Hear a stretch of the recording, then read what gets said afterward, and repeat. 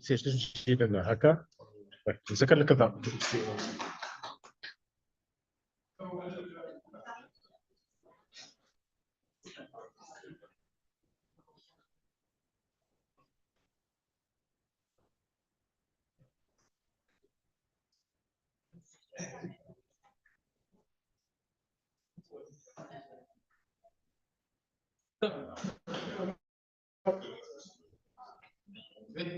Yeah. On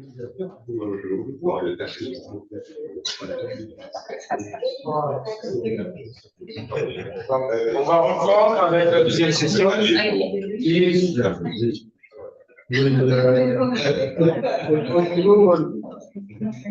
The second session entitled the Disaster Risk Reduction and Resilience of Communities, Water Loss Reduction and Solutions.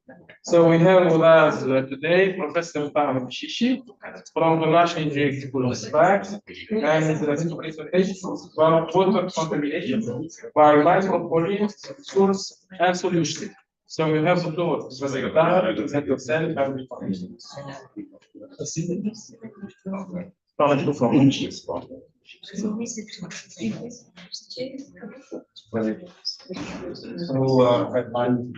Professor from the National School of Engineering, ENI Sfax. I want the student also here in this school. I have my PhD, from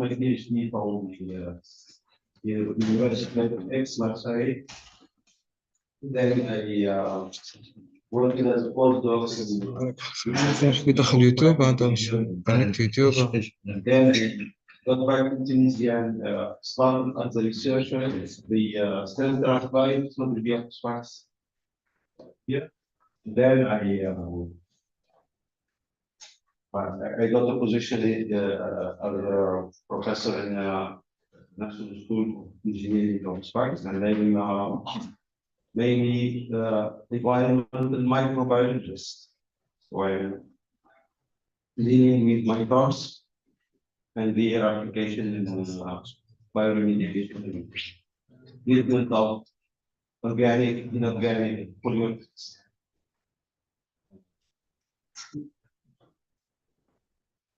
So, in my presentation, first of all, I would like to thank the organizer for giving me this chance to give this small conference. And my subject will be water contamination by micropollutants, sources and solutions.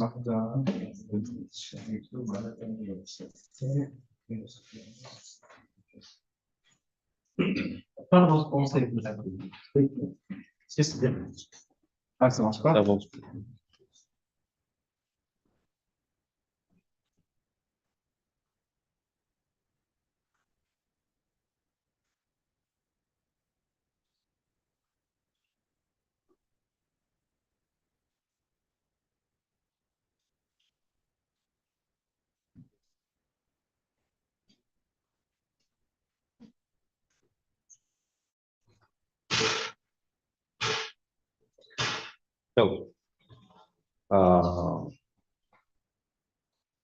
So the problem of water shortage in the world is also, this problem is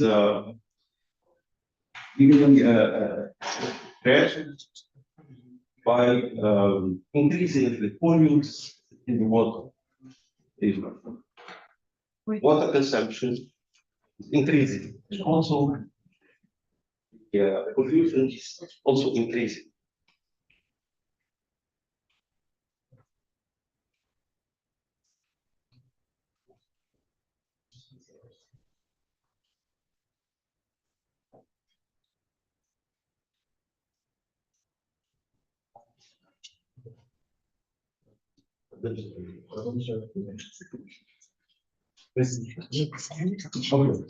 So, what are micropollutants? So, micropollutants are organic and inorganic substances that are harmful at low concentration, even nanograms. The rising global pollution of water systems with thousands of industrial and natural chemical compounds is currently one of the biggest environmental issues facing humanity. The number of compounds measured in wastewater are about 100,000 compounds of micropollutants. So micropollutants are hazardous pollutants, hazardous compounds that could be dyes, pharmaceutical and personal care products. They are also heavy metals and fertilizer and pesticides. They are harmful to plants, animals, humans, and the environment. These are some examples of emerging pollutants in the wastewater. For example, pharmaceutical, we can find here antibiotics, many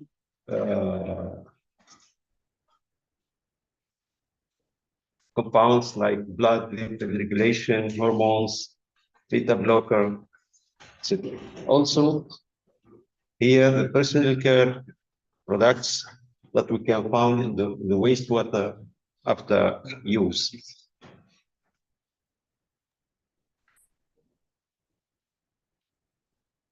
Next slide, please.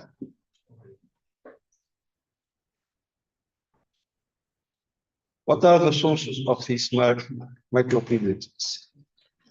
Farms, household, hospitals, and industries. They use products and they release these micropollutants. When they came to wastewater treatment plants, they also remain untreated and also enter the water bodies like rivers or groundwater.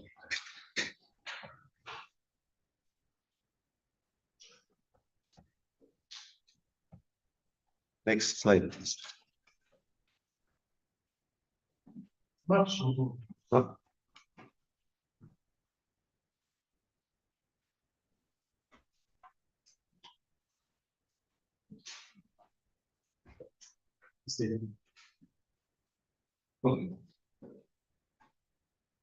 So why conventional treatments can't remove micropollutants? Can answer this question. In anaerobic or anaerobic processes, the micropollutants pass through, they are not degraded.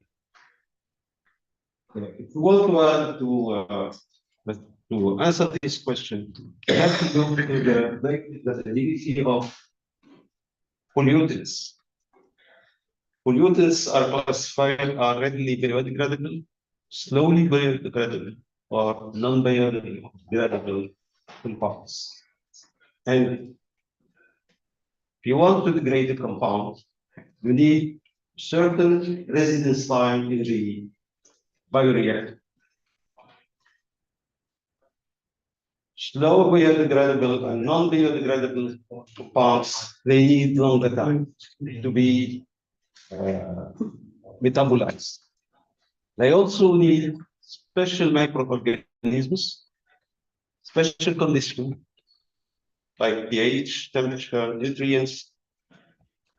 Sometimes they require pre-treatment or conditioning to be completely mineralized. But this is not possible in conventional treatments because of the high volumes of water to be treated by the wastewater treatment plants. Because we have some person online, we need to talk. I will So this is not possible since you need lots of time. You need presence of specialized microorganisms or special conditions.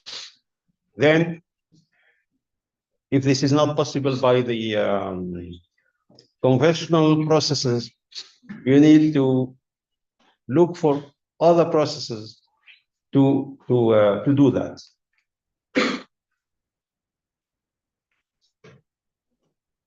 Next slide, please.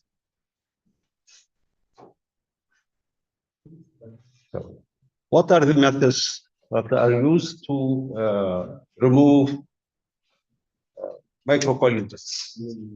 Mainly physicochemical methods like filtration, coagulation, sorption, extraction, centrifugation, and also some advanced oxidation processes, and also biological methods that use aerobic and anaerobic bacteria, use fungi, and also recently algae are also used in the removal of micropollutants. Next slide, please. This time, you need to point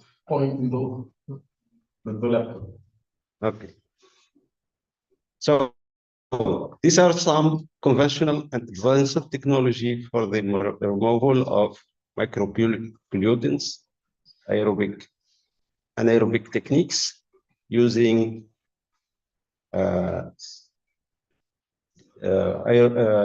heterotrophic bacteria, or also using nitrate reducing or denitrifiers to remove these MPs. The bioreactor are sometimes used free cells, or sometimes we use slide.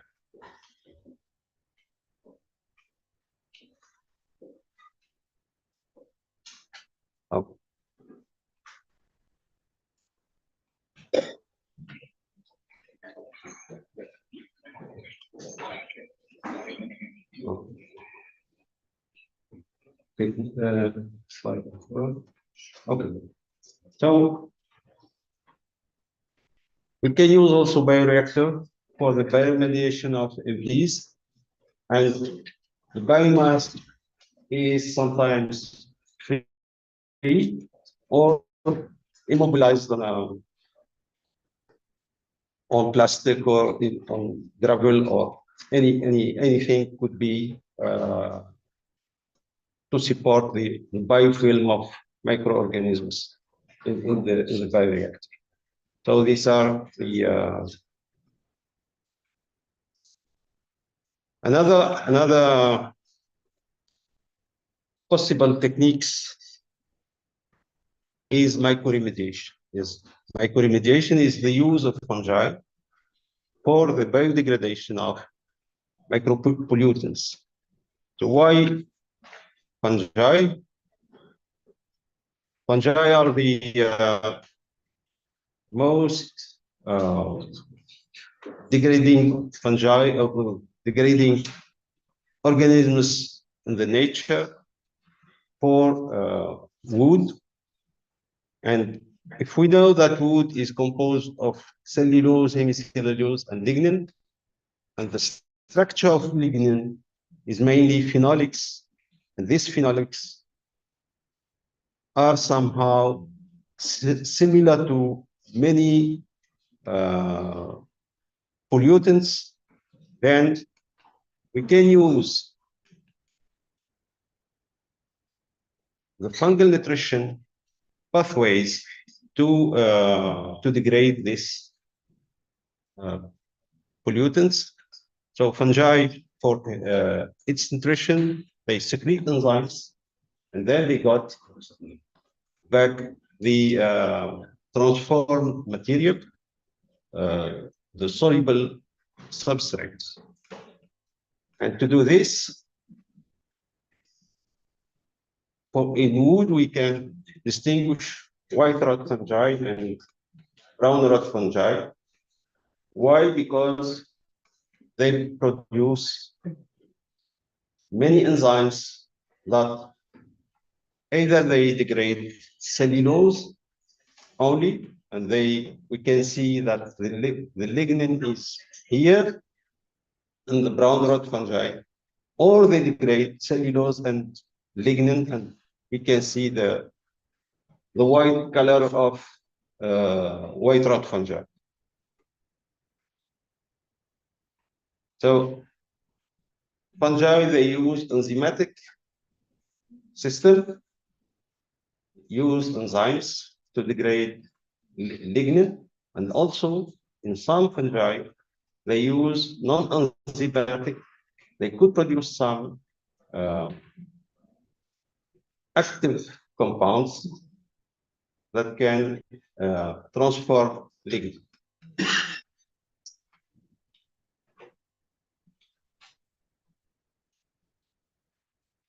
Here is some example of where we can use fungi in the treatment of macropollutants. And the first example is dyes. Dyes are mainly used in the textile industry.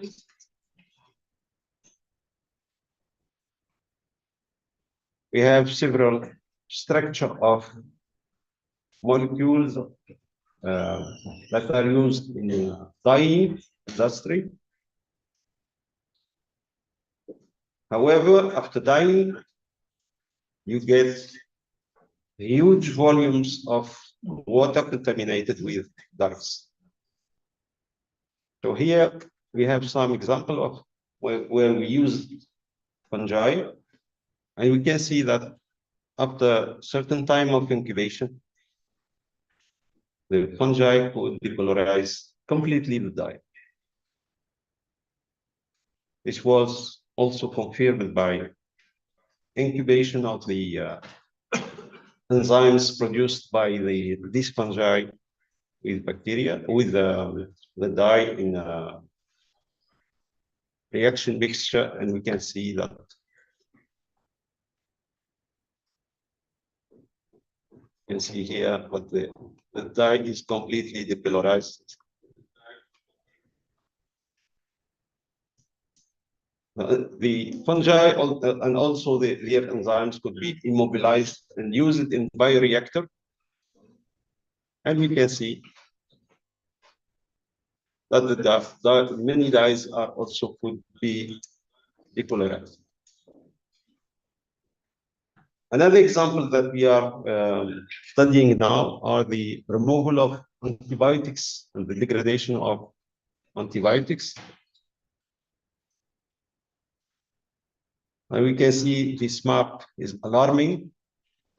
And we can see that Tunisia is one of the countries that consume huge amount of antibiotics. We are here in the first, the countries that are most using antibiotics. With Turkey, yeah. There, without no prescription, you can go to the pharmacy and have antibiotics. It's not for agriculture because there is a lot of use of this. Yeah. There's also agriculture, but this is Agriculture also. this is mainly daily dose consumed by inhabitants. Yes. But also if you sum up also with the agricultural use, this will huge. These are the countries where antibiotics are mainly uncontrollable. So here are some structure of antibiotics that we can find in wastewater.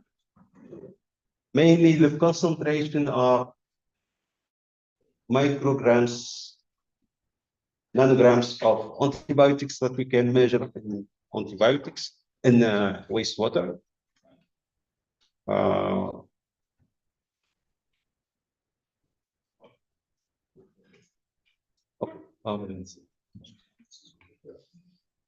Here we have screened some fungi,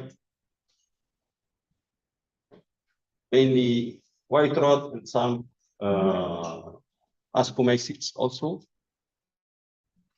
And we tested them in fluoroquinolones. And we have shown that two strains, Jerkalira justa and Forasterium spadicium are these strains could remove 100% of the antibiotics from wastewater.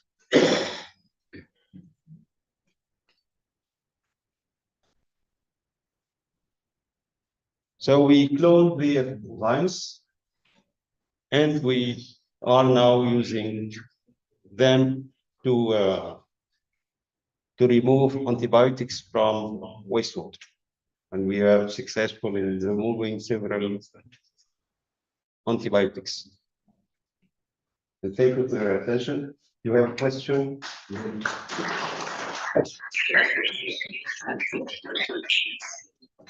Thank you, Professor Dar. Thank you, Director. Yes. So, present yourself. Present yourself. So this is Nihal Mahram. I'm a PhD student in France with Dr. here. So my question is like the antibiotics, it's daily use, like for human use. Yeah. So what is the dangerous about like having antibiotics in the water that we are drinking or that we are using? Is it like the amount of dose, or we can like minimize the amount of dose? When you consume antibiotics, most of it could be transformed. However, most of the antibiotics are released in the UV. They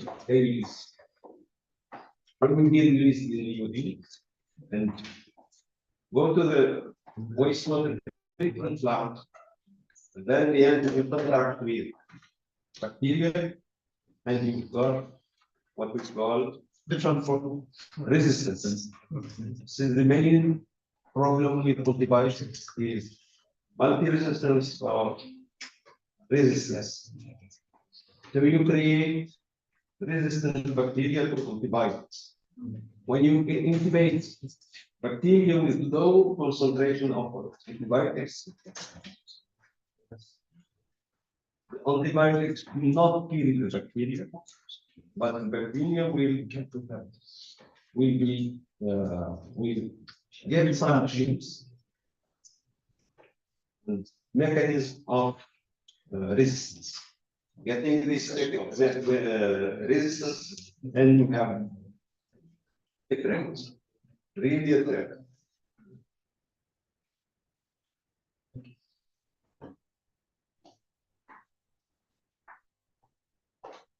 We would like to work together because I'm interested in microplastics. Do you treat microplastics? They are consumed, for example, by bacteria. No, we test on the green structure, Yeah, test dyes, yeah. and actually this is a big project on antibiotics work with bacteria. Yeah. We have at least 3 projects in this. But no microplastics. No, not yet. But maybe in the future, Yeah, maybe. please. Yeah, because it's very important. Thank you very much. Thank you.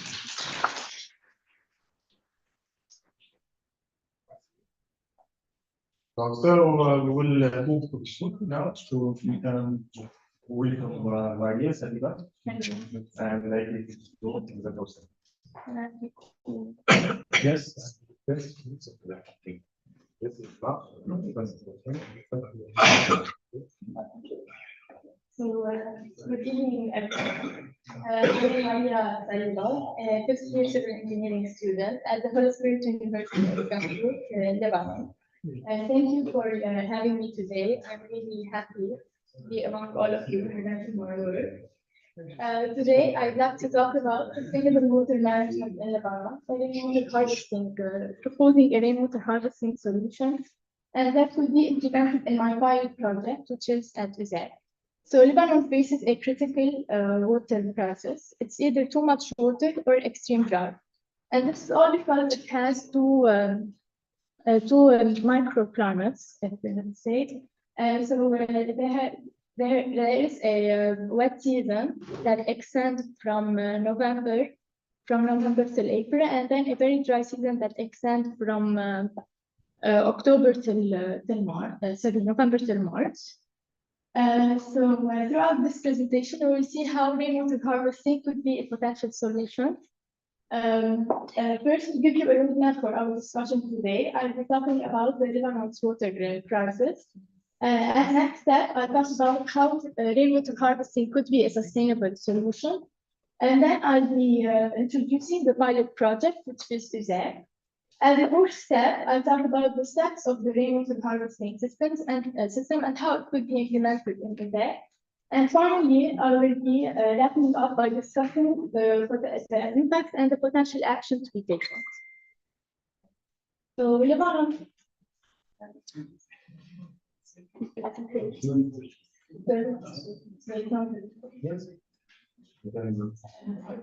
Lebanon is a significant amount of rainfall, especially in the winters. For example, 1,400 millimeters of precipitation per year. However, during dry seasons, many citizens lack access to clean water. In these images, we can see how the rainfall, the abundant rainfall that Lebanon experiences, especially during winter. However, in the other pictures, you can see how Lebanese citizens lack access to clean water. So this situation exemplifies the paradox. Lebanon has a lot of rain, but it doesn't know how to keep that water available when it's needed most. So now that we've seen the water paradox, let us see the key factors causing this problem. One of the key factors is the aging infrastructure. Lebanon's water management system is often outdated and inefficient. So this will cause water loss due to leaks, and it will block proper distribution. Another key factor is uneven distribution.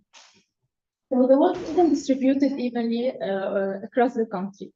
Some areas have a lot of water, and the other areas don't have water, and this is all because of how the system works. Climate change also plays a crucial role, since the weather is uncontrollable today, and sometimes it rains a lot, while the other times it doesn't rain at all. And this will cause us not to have enough stored water for dry season. Also, population growth is a problem since the number of people living in Lebanon is growing bigger. So this means that more people need water, and we don't always have enough to go around. The most crucial factor causing the Lebanon's water paradox is the lack of rainwater management. So instead of capturing and utilizing this valuable resource, much of the rainwater goes to waste during heavy rainfall.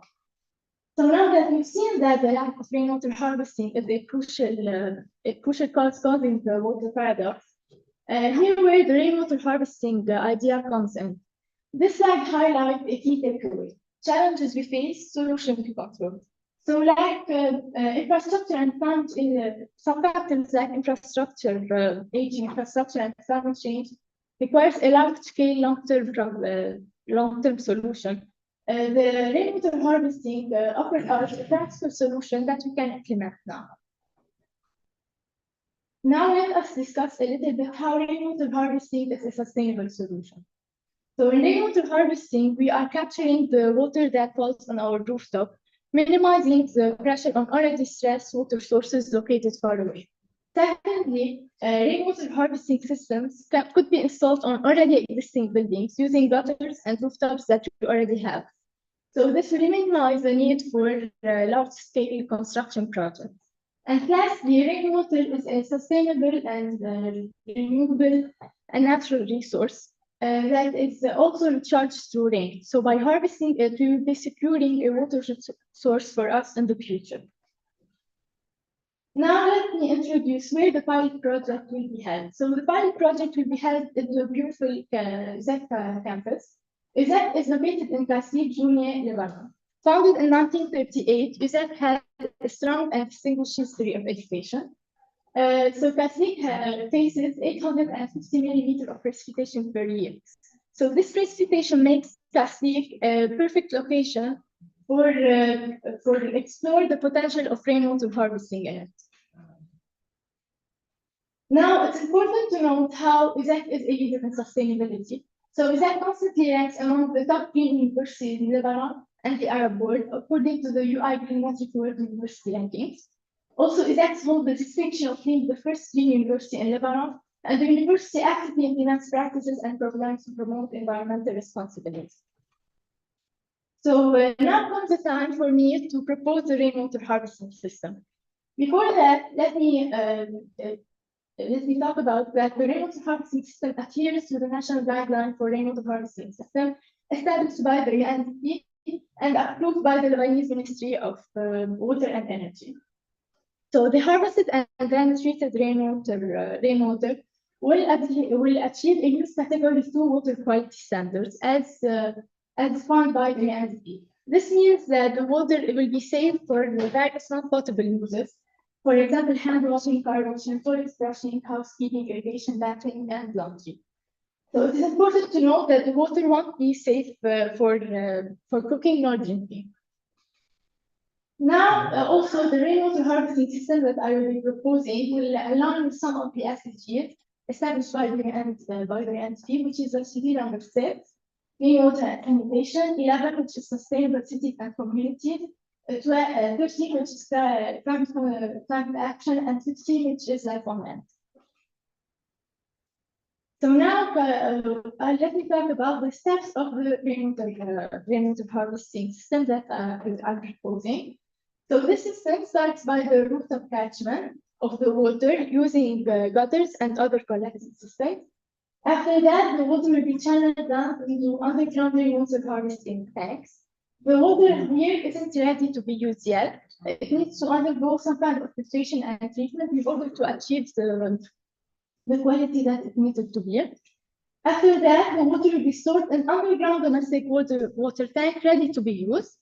And in order to add a touch of sustainability, we will be implementing green integration on top of this policy.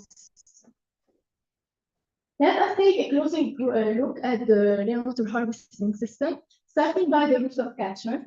So the type of rooftop collecting system will depend on the type of roof. If you have a flat roof, then we will use a drain in order to collect the water. However, if you have a gabled roof, then we will use a gutter along with a mesh gutter that will be able to catch any large debris like leaves. After that, the water will be channeled down using downspouts. And it's important to note that I will be including a first flush diverter, which will divert away the initial rainwater containing contaminants. And this will also protect the water quality and will reduce the treatment needs after that. In order to achieve a further layer of filtration, I will be including a speed filter located within the pipe that will maintain any that will capture any remaining larger debris that have bypassed the first flush diverter and the mesh gutter mesh. Sustainability is key when choosing the material of the drains, gutters, and pipes. So this is where here stainless steel would be a perfect choice since due to its resistance to rust, corrosion, and UV damage, unlike PVC. Now, as the second step, the rainwater will be channeled down into the underground rainwater harvesting tank, as we discussed. So this tank will allow sediments and debris to settle at its bottom. So this will protect the filter.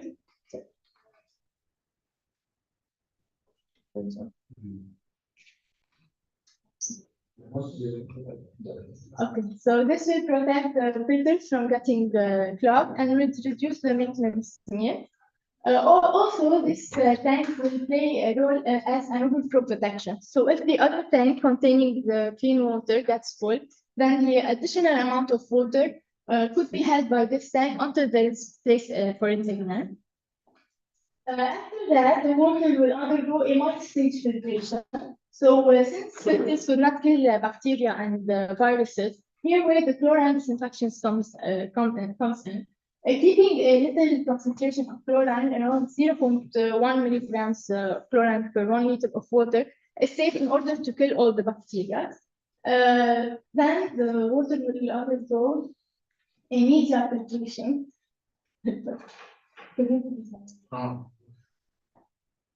A media filtration, which is basically the sand filter that captures suspended particles like pollen and dust. After that, the water will undergo a microfiltration, which is a cartridge filter that will remove even finer particles down to 0.5 microns inside. And just for the sake of comparison, human hair, it's about 700 of 70 microns inside.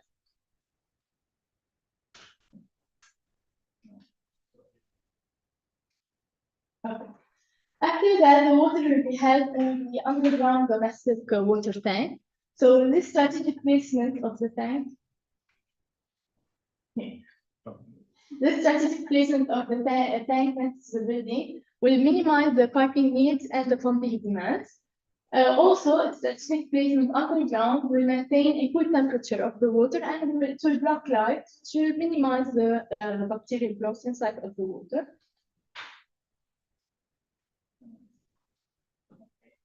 Here, the rainwater harvesting system comes to its final step of sustainability by adding a green integration on top of the two tanks and the filtration system, which will create a beautiful and functional clean space. Yeah. Okay, so now let us explore the rainwater.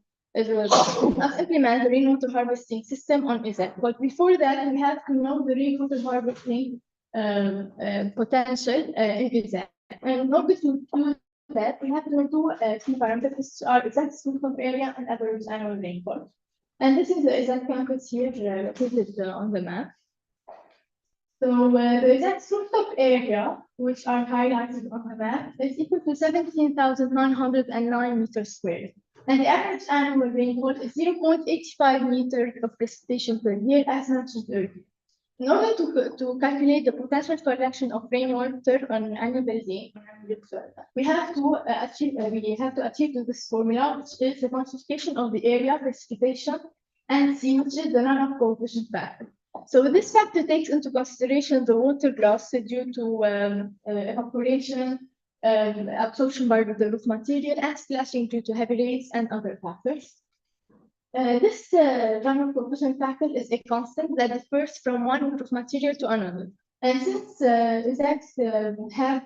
most of the exact rooftops material is made, the rooftops is made of concrete, it has a little bit of glass integration. So in order to take into consideration this variation, we have to calculate the rate coefficient, which is the addition of the multiplication of the concrete rooftop area times its coefficient, runoff coefficient, the glass rooftop area times its runoff coefficient, and this addition divided by the total rooftop area in Izak. So by implementing this formula, we could conclude that the potential collection of rainwater in Izak is equal to 11,462.65 meters cubed per year. So now let us implement the rainwater harvesting system that I talked about earlier on Izak. The rooftop catchment will be made as we previously discussed.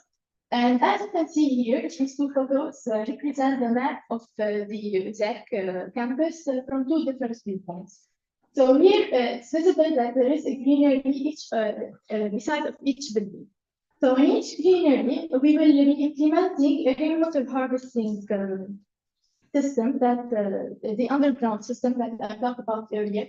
So in this way, the rain that is that's collected from each building will then reside in the system next to it.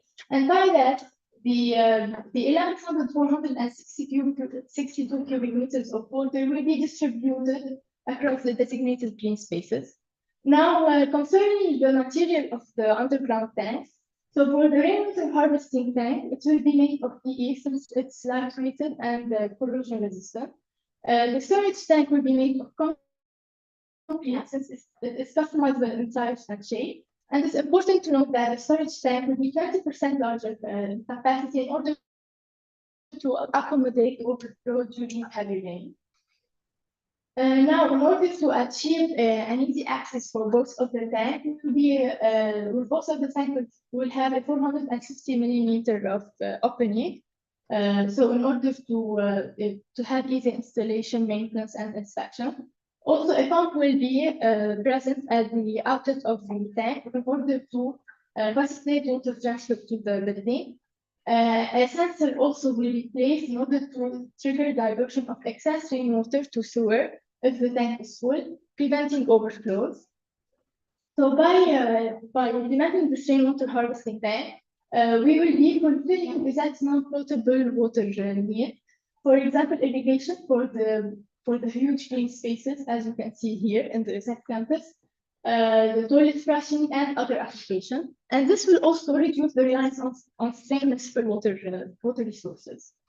Now we could also talk about the expansion of this rainwater harvesting at EZ. So it's obvious now that every additional collection area that we create, so either a rooftop or tank, will expand the volume of rainwater harvested, maximizing the system's benefits. So topic so is that would be on the right path, since it recently added these two student tanks that you can see here, which will provide a ready-made collection area for a future rainwater harvesting system of EZ. So if this rainwater harvesting system is applicable at EZ, then it could be applicable in any community environment that is facing water scarcity. And this system is designed for potential future expansion into a closed-loop water use system, maximizing water efficiency. So in conclusion, we saw that this rainwater harvesting system offered us a sustainable solution in order to manage the rainwater in Lebanon. And by implementing it in EZ, we could be a role model for other communities in our country. Thank you for your attention.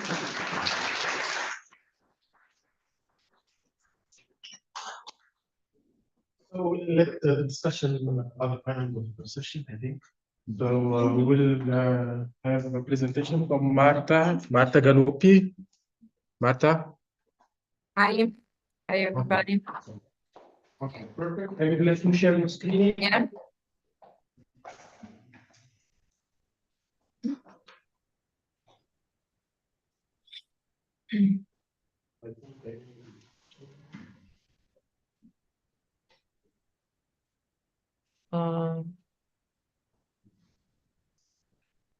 That's something.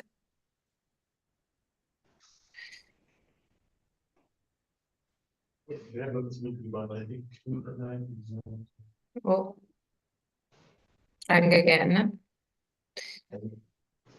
Some problem.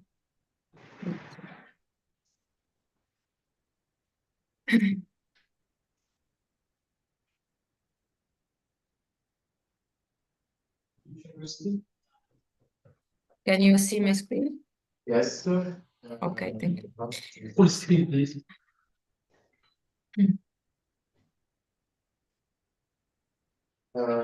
Hold on. Okay. Good morning to everybody, and I'm happy to be here also if I'm not in presence, but online. And I also thank all the other interview for the proposal teams and also the student and this and I'm happy to be in this workshop that has the goal to unify student and create connection between different university. I'm Marta and I'm from Sapienza University of Rome. And I have the master degree in safety engineering and civil protection. And now I'm attending the PhD. I mean, the third year of the PhD in infrastructure and transport, related to the theme of the risk analysis in road tunnels. The proposed presentation has the title of Toward Resilience Water Risk Management, a framework for infrastructure protection and resilience models, according to the theme of risk resilience and sustainability in water management of the workshop. As an introduction, I put these three words to introduce my presentation: the word risk, the word resilience, and the word sustainability. And why these three concepts are strictly related. First, risk, as defined, meaning the potential loss or destruction caused by an incident, and it is expressed as the combination of the magnitude of such loss and the likelihood of occurrence of an incident. The word resilience, that means a critical entity's ability to prevent, protect, and respond to resist, mitigate, absorb, accommodate, and recover from an incident. And the word sustainability, and I choose for this word the color green, because it is very common in this last decade to talk about sustainability related to the energy and to the new solution about the green energy, but also sustainability means in a social way the meeting of the need of the present without compromise the ability of the future generation to meet their own needs. And this is also strictly related to the core of this workshop. So create a new solution for the future with the connection between students. And so related to the theme of sustainability, sustainable development goals, and the word sustainability, the agenda of the ONU 2030 define the sustainable development goals that are some goals that all over the world must be achieved to create a more sustainable world and to take care of the world for the future. I put three of these of the 17 goals because they are the most related to this to the water management and also related to the risk and resilience, and are the goal 6, so the clean water sanitation, so ensure availability and sustainable management of water and sanitation for all. The goal 7, that is affordable and clean energy, so ensure access to affordable, reliable, sustainable, and modern energy for all, which means also use of the water resource for the as a new energy solution. And the goal 9, that is build a resilient infrastructure, promote inclusive and sustainable industrialization and innovation. There is some problem. Yes, we have a bad connection. I don't know from you or me. I have a good, I can see you, and but I don't know if. Okay, so perhaps I will try. Maybe I have to to shut down yes, you can continue. carbon. Okay. And so connected to this goal, also the water is very used in the industry, and we have to take care about our resource and limitate the waste. Now I will go to the topic of natural hazard because, as I said before, my background is safety engineer. So and also I'm from Italy, and in Italy we have a lot of these natural hazard problems that become risk and are important for our engineering field, such as wildfire, flood, earthquake, volcanic eruption, and landslide. And so all these natural hazards are also included in the resilience planning of the Italy, recovery and resilience planning. And this is strictly related to the directive on the European critical infrastructure. What is a critical infrastructure? Critical infrastructure means an asset, a facility or equipment, a network or a system or a part of an asset, a facility, equipment, network system, which is necessary for the provision of an essential service.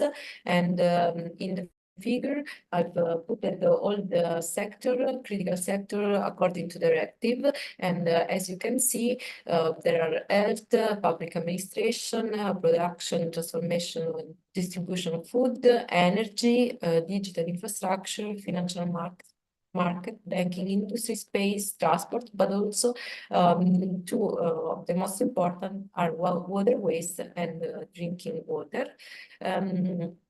And so what is provided also in this directive is the definition of risk assessment. That means the overall process for determining the nature and the extent of a risk by identifying and analyzing potential relevant risks, vulnerability, and hazards, which could lead to an incident, and by evaluating the potential loss of disruption of the provision of the essential service. I've put it in relevance the word risk, hazards, and loss, because they are the most important, I think, because the loss means a loss for our society, and also is connected to the definition that I've given in the first slide of sustainability. So prevent the present and for the future, and or the risk and hazard, as I put it in these images. So an hazard which becomes a risk, for example, the flood. Well, what is resilience and how we can model resilience? In this scheme, we propose a resilience framework, which is composed by 3 levels. The first level, that is the preparedness, the mitigation measure, and the response capabilities. The second level, that is that are some elements that are component the first level, and the third level, which is composed by the natural hazard, for example, all the resource and the capabilities of respond to some sort of critical event.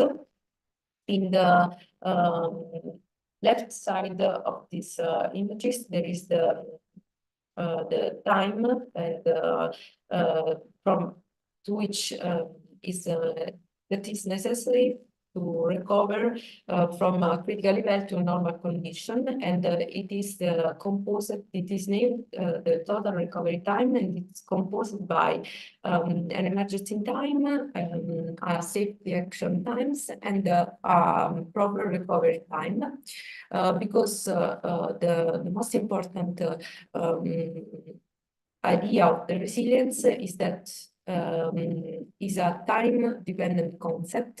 In fact, if we are think about resilience as a time-dependent concept, it is important to define the horizontal time in which we have to plan and to design the engineering solution for the infrastructure. And this is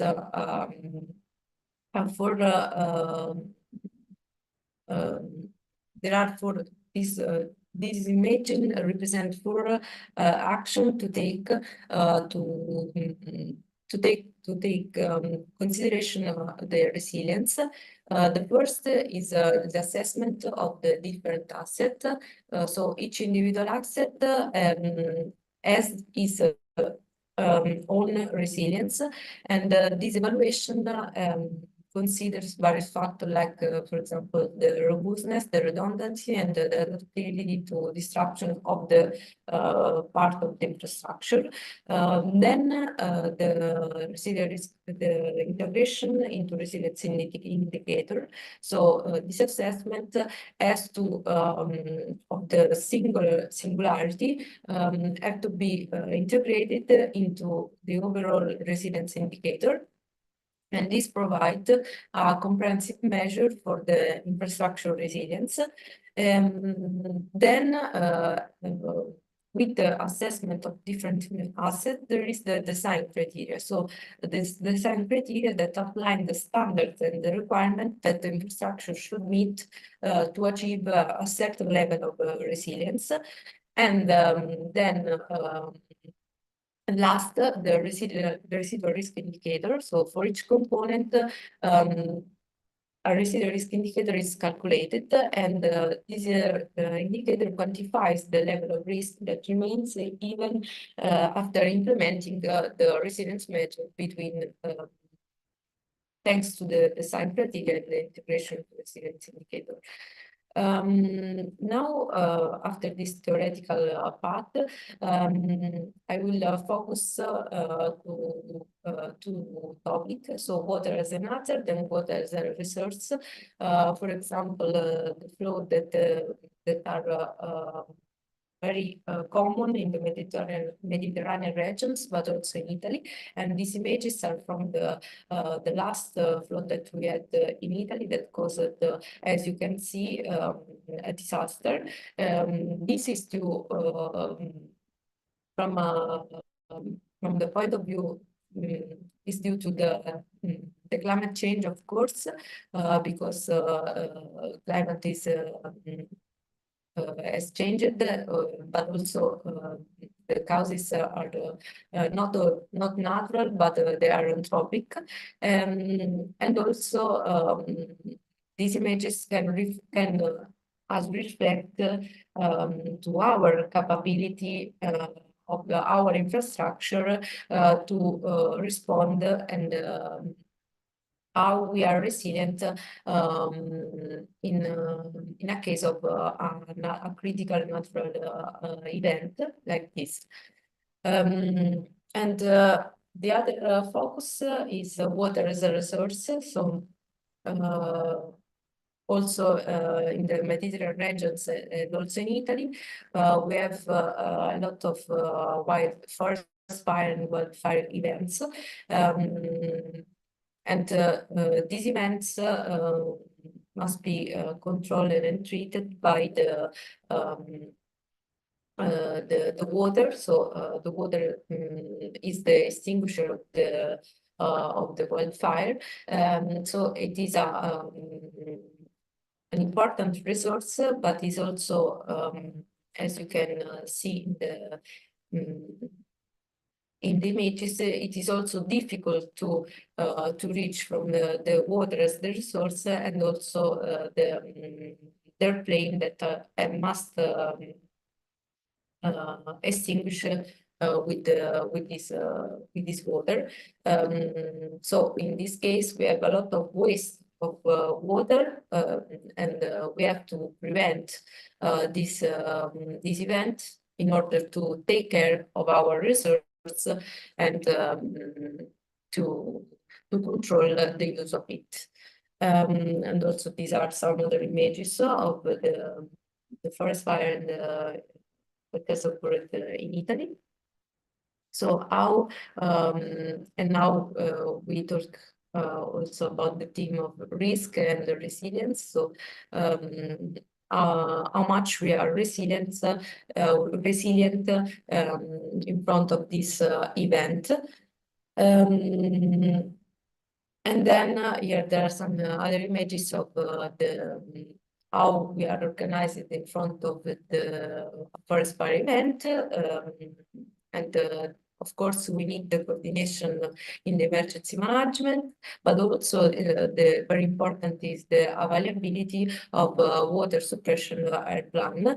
That is not so too easy because there are not not a lot of this suppression plan available in Italy, and they are dislocated in all the regions, and so it is not so easy to reach the air plan for the extinguish of the forest fire.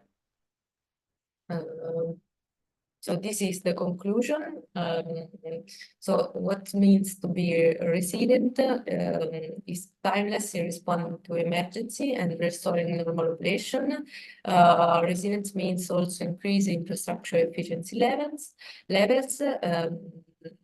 means also enhancements on the infrastructure safety and reliability, and also improvement of socioeconomic well-being of the population. That is also related to the definition that I've given to sustainability in the first slide. I've finished my presentation. I want to thank you for your attention, and I don't know if you are still connected.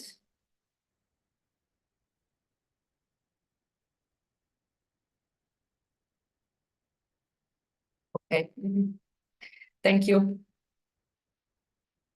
The audio is not opened, so I cannot hear you.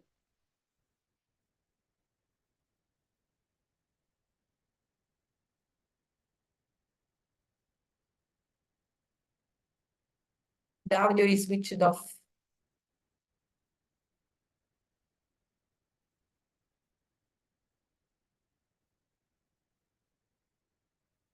Monsef, the audio is switched off.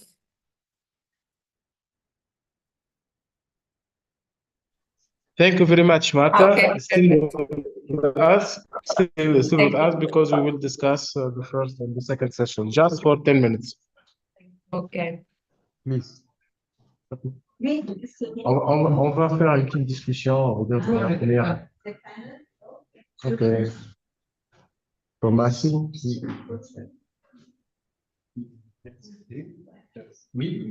questions. Alors, questions. Yes. Okay.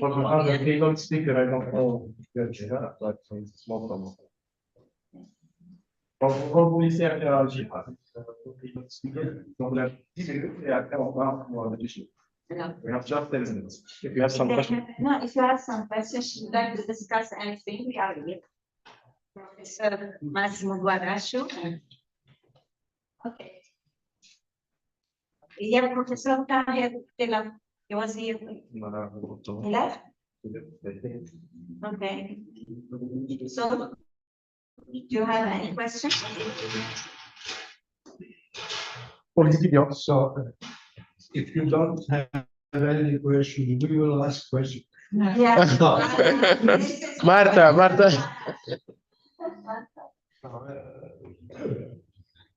I appreciate the Maria approach for the word paradox. And the idea is, for instance, in Italy, we have a lot of rain, but we waste a lot of water. So, and sometimes we complain that there is water shortage in the southern region and so on. So your approach is the USEC approach is in order to give a suggestions to all, even the single building, the single house in city environment, but also in the surroundings to help. And have you get a balance? And what happens if all the Lebanese zone of the cities will set up programs for the optimization of water use? What would be the numbers? The numbers comparing the actual situation and the optimized one. Because you did some calculation, you did some calculation. To calculate the, Because I remember a word of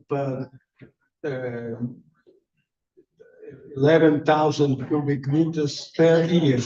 It seems not too much, but this is too much if you join several of these volumes. yeah, no, I chose that to be my pilot project just to do the calculation and in order to propose something for you, That's it. tell you that it is feasible, but this project could be applied in any building in Lebanon.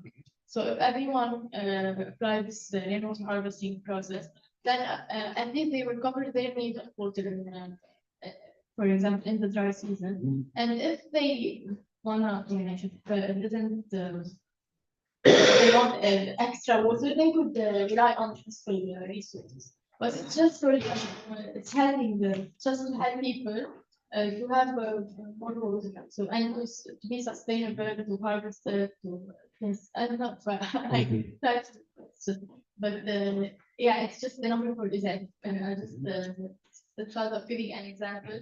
And then I told you that it's applicable in design, then it could be applicable any building or community in Lebanon. I propose that you go, sorry, that you go, for example, to have a political will, that you can have a workshop, you can announce, and then invite some important people, and then you can change it into a political, how to say it, will to do this. Yeah, but you need to enforce the law. You need the key persons. So if you invite these key persons, they can imply and they can make this really acceptable and possible to be done. But you did some work of diffusion of these problems to the population, to the community, Yeah. in Catholic, in Junior. No, because just one thing, Mr. Khaled. In Italy and in Rome, in our faculty, we have not a project, it's something that is called third mission. So third mission means that there is first mission, second mission, third mission. The first mission of our faculty, university, is to teach to the students. The second one is research and approach new things.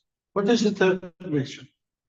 The third mission is diffuse what you research, what you found, you discover, and you teach in the class, but you have to diffuse in The society. to the people.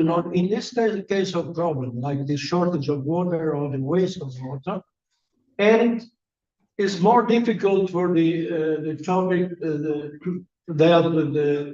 the other two colleagues. So the pollution with the particular elements like the one of the textile or the chromium and so on. It's easier for the shortage of the water or disaster, risk reduction of the disaster.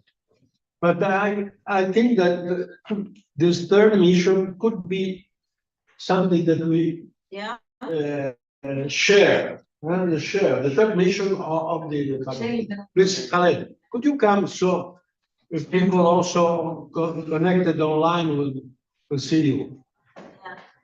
Khaled from Jerusalem University or Ramallah? No, Professor Khaled, you can present yourself, please. Hello, everybody. Khaled Sahili from Al-Najah University in Palestine, in Nablus, particularly. I had the same thoughts that we were discussing. There are individual practices. I myself have at my home a water harvesting well, but we're talking about individual practices versus the national policy. Yes. So in order to be effective, I would think that there should be a national policy. I assume in Lebanon there is no national policy. I assume from your presentation that.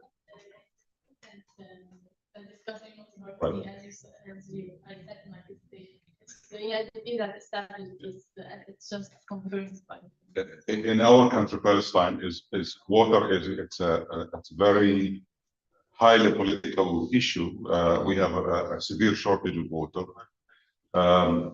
There are contradicted policies. Yeah.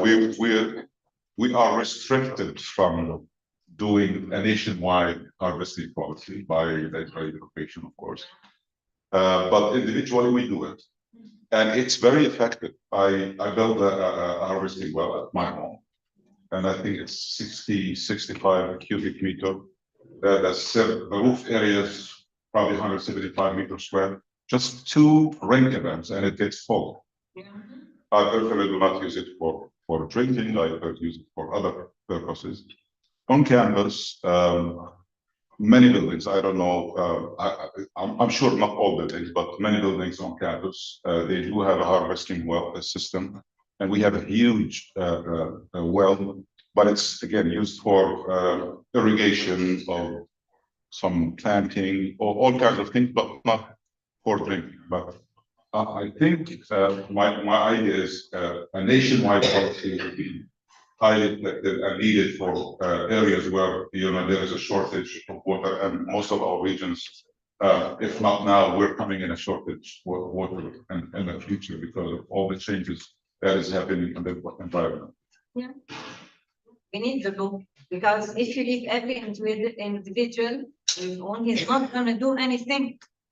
But if you enforce the law, they will be afraid, and they will be from sanctions, from fines, from anything. It will happen. I'm talking about the Middle East and North Africa. Must have the political will. There's a lot of questions you said, because before you needed introduce yourself. No, I understand, yeah. Yeah, we have so actually I did my master thesis on water rainwater harvesting, but was actually from the solar panels. So I did like experiment like it's for 2 months on the rainwater harvesting and capturing from the solar panels. So actually it was really reliable to apply this method on solar panels, because like in Jordan, we have a lot of solar farms in Jordan because we are shortage of solar, and now we are having like excessive power because of the amount of solar panels we have. So I actually suggest this method to be applied on solar panels, because the area of the solar panels are huge, and actually, as Maria said, the runoff coefficient of the solar panels are too high. It's around like 0.95, or it's like maybe one. Yeah, it's near to be lost. And actually, the quality of water we tested it, and it was like really good. And according to the Jordanian standards, it was like near to be potable water actually. And actually, we have a published character on this thesis. It was published. And actually, we will talk about the government and how we can do this, like in Jordan, and how we can enforce the government to apply some of these issues on the solar farms and the right. And actually, this can show it's not like only the benefit. It's not like to harvest the water. It's also actually like it's going to prevent the flood that you have in Lebanon. Or it's going to enhance the groundwater recharge. It's not like only harvesting. Thank you. Moses, I have to add something. Yes. When the law is not there, for example, in the Gulf area, in the Arabian Gulf, they are putting desalination units, but without control. Everyone is doing has a desalination unit, and then they throw the discharge in water, so they are increasing the salinity, which is not acceptable. So it's shortage of water to be done like this needs a law, and too much water obtained, clean water obtained from desalination units should be controlled, because you are not, you have to balance. We must have a balance. The problem is to balance. To balance, yes, we have to have a balance. The Allied principle is a balance. So, So I use the Yeah. Libra in order to, because you have to wait. You have to wait in your cases. It's like a stupid thing. So Yeah. you try to increase the water and at the same time proportionally, but not reversely. You increase the salinity somewhere yeah. else. Yeah, so it's, So, it has to be regulated in the Gulf, in the Arabian Gulf. So, But you have in Jordan, you have a very salty water. Yeah, we are the second most scarce country in the world. Yeah. Yeah. so we'll continue with that. So we declare the end of the first and second session, so we are free for 1 hour. And we will go together to the. So I would like to send a message to Marta, I am your bench. When you need help to- Yeah, I know. Thank I you. don't know if Robert. you. Marta? Yeah, Okay. Perfect. Thank you, Mark. thank you. Thank you so much. So we will go.